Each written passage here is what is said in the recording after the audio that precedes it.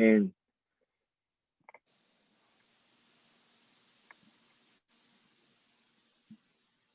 예.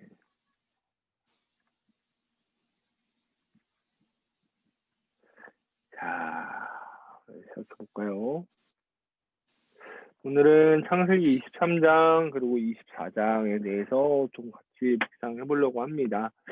오늘 공부는 23장에서는 대가 지불에 대해 좀 얘기하려고 하고 24장 1절부터 4절까지는 내 고향, 내 족속에게 이게 무슨 말일까 또 생각해보고 24장 5절부터 27절은 헤세드, 하나님의 헤세드라고 하는데 이 헤세드가 뭔지 이 세 가지를 나누고 기도하려고 합니다.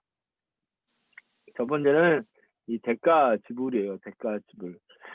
창세기 23장을 보면 이 아브라함의 아내 사라가 죽는 장면이 나오고 있어요. 여기 제가 사진 찾아보니까 지금 아내 사라가 죽는 장면의 그림이 이렇게 나와 있더라고요.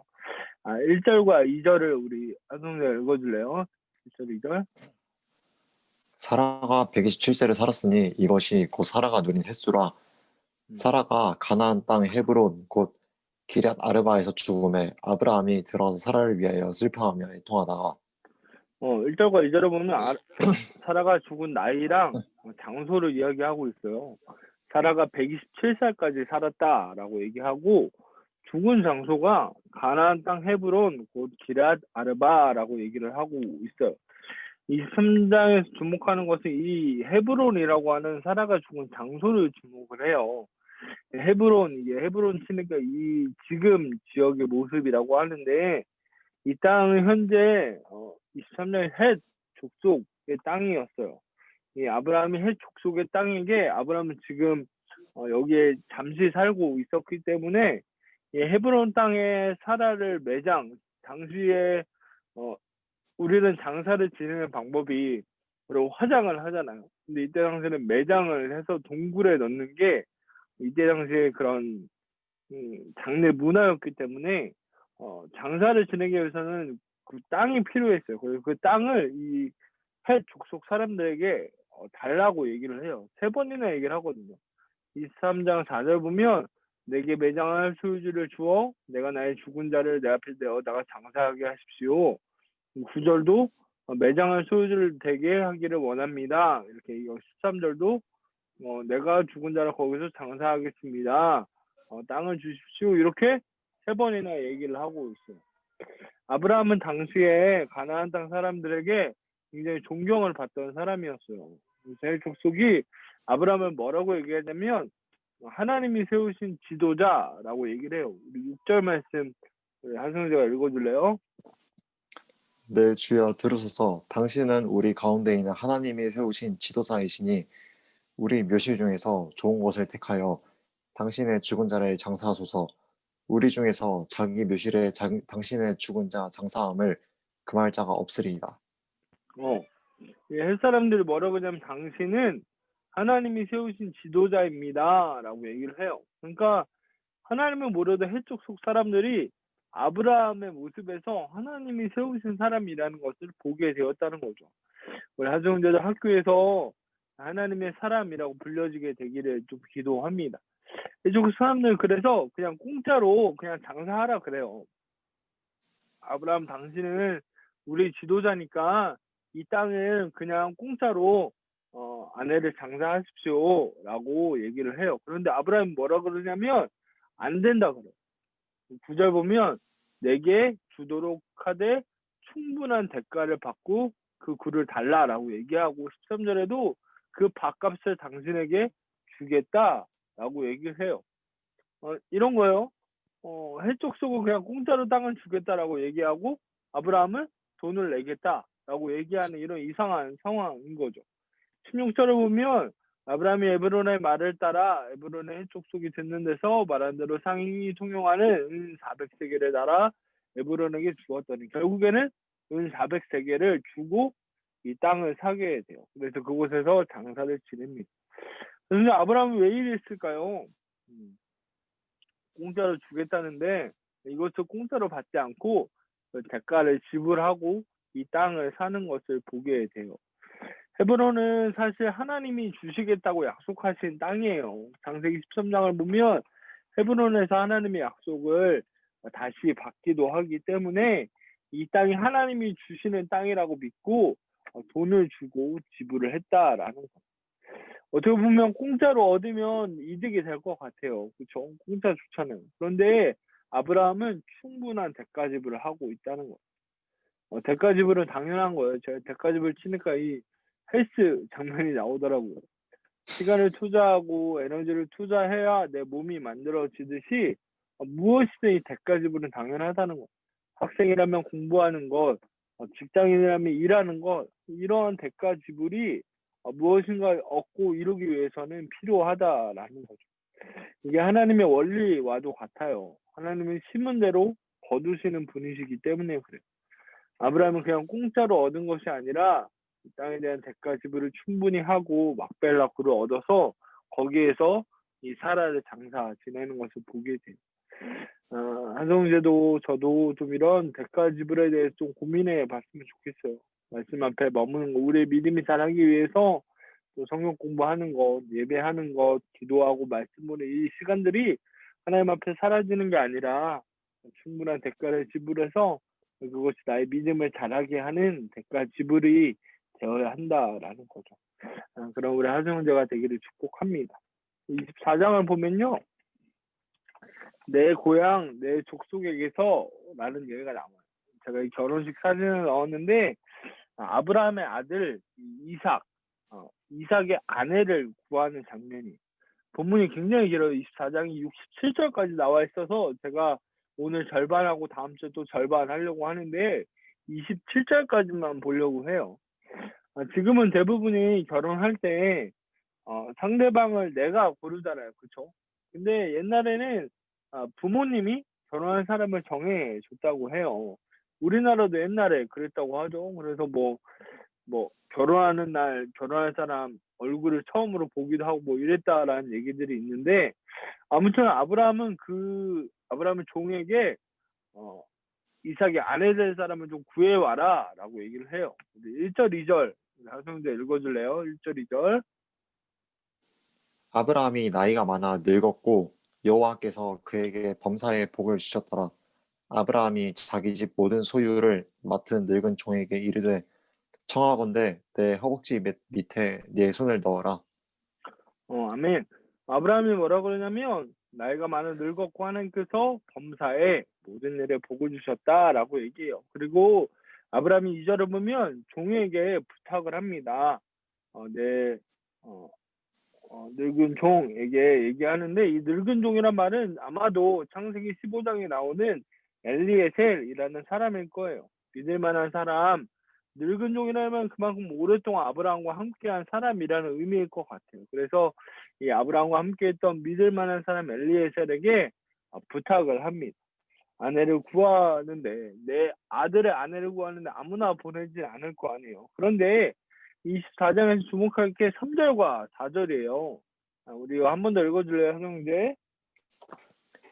내가 너에게 하늘의 하나님 땅의 하나님이신 여호와를 가리켜 맹세하게 하노니 너는 내가 거주하는 이 지방 가나안 족속의 딸 중에서 내 아들을 위하여 아내를 택하지 말고 내 고향 내 족속에게로 가서 내 아들 이삭을 위하여 아내를 택하라.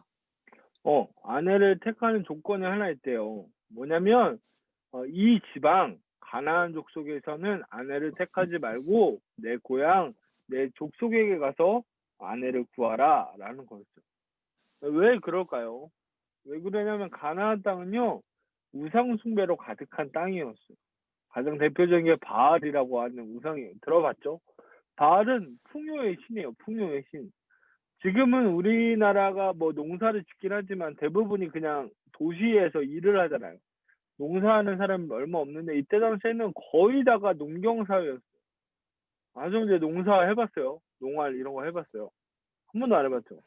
이게 아, 초등학교 농사가 때 해봤어요. 뭐. 이게 쉽지가 않아요. 이게 농사가 사람의 힘만으로 되는 게 아니거든요. 비가 와야 되고 적절하게 햇빛이 충분하게 그러니까 아무리 사람이 열심히 노력한다고 해도 이게 되는 게 아니라는 거야. 그러니까 이 바알이라고 하는 게 이 사람들에게는 풍요의 신, 이 농사가 잘 되게 하는 신이니까 얼마나 힘이 됐겠어요. 믿을 수 있는 신이었죠. 그런데 이스라엘 백성들은 유목민이었어요. 어딘가 정착해 사는 사람이 아니라 하나님이 인도하시는 대로 이동하는 사람들이었다는 거예요. 근데 이 사람들이 처음 가나안 땅에 가니까 어떻게 해요? 바알을 믿어야 될 것 같은 거야.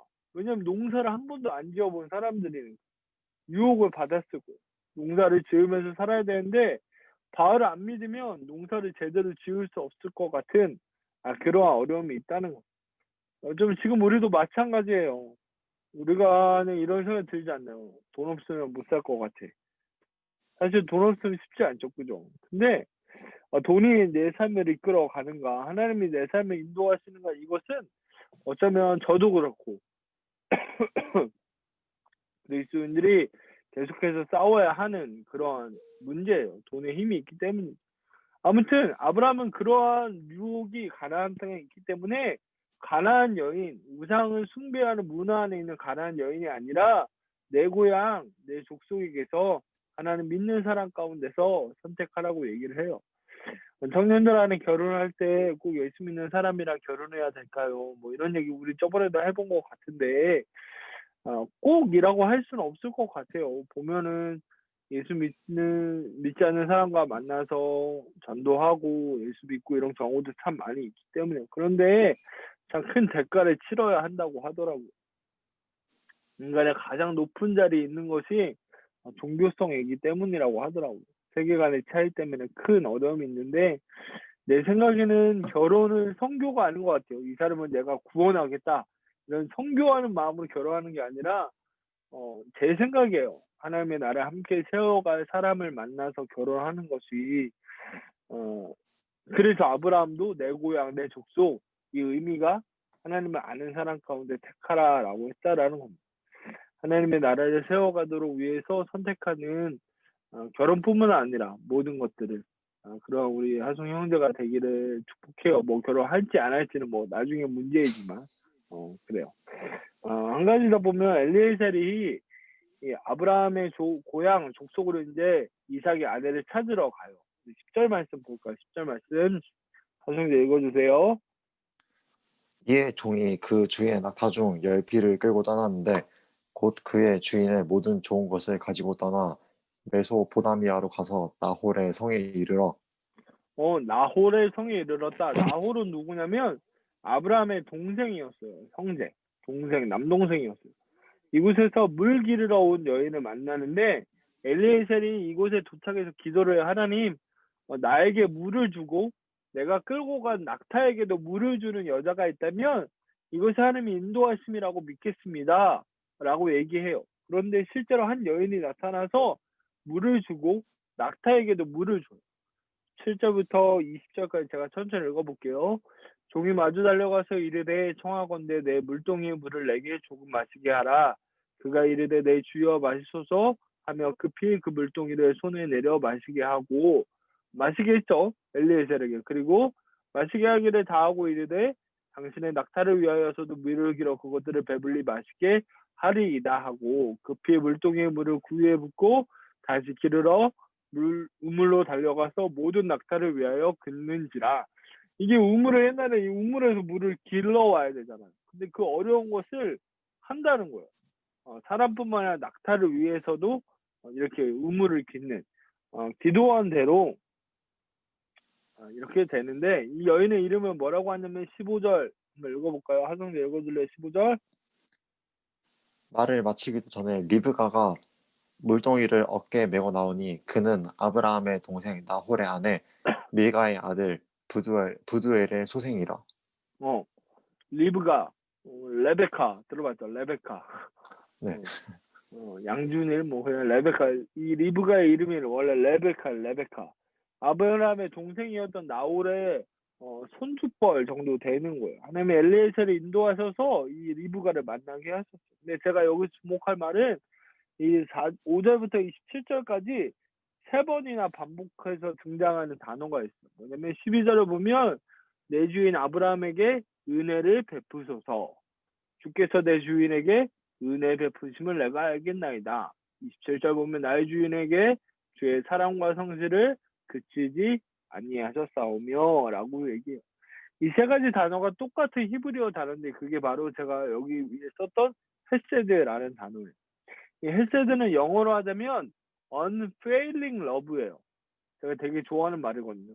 unfailing love는 뭐예요? 실패하지 않는 사랑이라는 거예요. 사랑이 실패할 수 있잖아요. 그렇죠? 근데 하나님의 사랑은 절대 실패하지 않는다는 거예요. 하나님의 변함없는 사랑을 얘기해요. 하나님의 엘리에셀을 그 아브라함의 고향으로 가게 하시고 리브가를 만나게 하시고 아내로 삼게 하신 모든 것이 사람의 힘이 아니라 하나님의 인도하심, 하나님의 은혜, 하나님의 실패하지 않는 사랑 때문이었다라는 것. 하나님의 은혜로 이 모든 것이 진행되었다라는 것을 강조하기 위해서 이 헤세드라는 단어를 3번이나 쓰고 있다라는 것. 성경에는 이 헤세드라는 말이 굉장히 많이 나와요. 하나님은 언제나 변함없는 사랑을 베푸시는 분이기 때문이. 이것이 이 시대에도 동일해요. 아동자와 저에게도 하나님은 실패하지 않는 사랑으로 인도하고 계심을 믿는 거죠. 코로나19 때문에 참 힘들어요. 그쵸? 기도하고 또 예배하고 또 하나님의 뜻을 묻는 것이 참 어렵지만 그래도 하나님이 여전히 우리를 인도하시고 이 땅을 바라보시고 필요한 것들을 분명히 허락하실 분이 하나님이라고 믿어요. 그것이 우리 그리스도인들의 삶이라는 거죠. 하나님의 실패하지 않는 사랑, 변함없는 사랑을 경험하며 기억하며 살아가는 것, 이것이 그리스도인의 모습이라는 거죠. 나중제가 이 말씀처럼 하나님의 인도하심 아래 또 앞으로의 직장도 또 대학 생활도 앞날도 그런 인도하심 있게 되기를 축복합니다. 네. 아멘. 좀 나눠볼까요? 하정제 오늘 나누면 좀 혹시 나누고 싶은 거 있으면? 그 대가지불이라는 거에 대해서 좀 약간 생각을 해봤는데 음, 그 땅 공짜로 준다고 했을 때 저 같아도 근데 되게 많이 흔들렸을 것 같아요. 근데 원래 사람이 좀 약간 돈에 좀 많이 약하잖아요. 근데 그러니까. 네. 솔직히 최근에도 뭐지 이제 유튜브 뒷광고 막 이런 거 얘기 나왔을 때 어, 어떤 사람이 얘기를 했었는데 요즘에 그걸 이슈가 많이 됐는데 자기 같아서도 만약에 이거 뒷광고 해주면 1억 줄게라고 만약에 얘기를 했으면 자기도 당연히 받아줬을 거라고 그런 얘기를 하더라고요. 그래가지고 진짜 사람이 돈에 약하구나 약간 이런 생각을 가지고 있었는데 근데 그거를 이제 잘 이겨냈다는 게 정말 저는 대단하구나 진짜 주님 뜻을 잘 따랐구나 저는 그런 생각을 좀 했어요. 쉽지 않아요. 오늘 400세겔이 거의 1년 연봉 정도 된다고 해요. 정확하게 네, 모르겠지만. 근데 네. 적지 않은 돈이었는데 그렇게 지불하고 산다는 것 자체가 참 대단하다 생각이 들어요. 돈이 참 그래요. 그죠? 돈 그쵸. 없으면 참 불편한데 좋잖아요. 그냥. 근데 네. 돈 앞에 우리가 어떻게 생각을 하며 살아가야 될까 좀 그런 것도 그리스도인들에게 계속 싸워야 될 문제가 아닐까 그런 생각도 해요.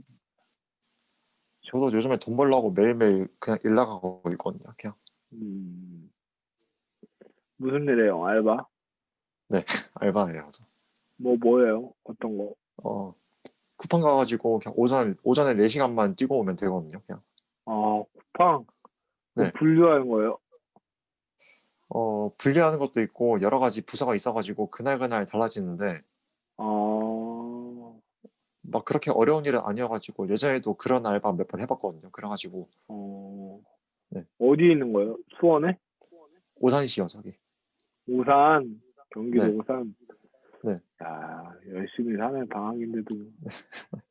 4시간이면 할만 하겠다, 그래도. 그죠? 네, 오전에 4시간인데 끝나고 나면 이제 교통비 빼고 아니 교통비 포함해서 4만 5천 원 어, 들어오니까 하루에 한 4만 원 정도 어, 매일매일 이렇게 벌고 있거든요. 그래가지고 어, 네.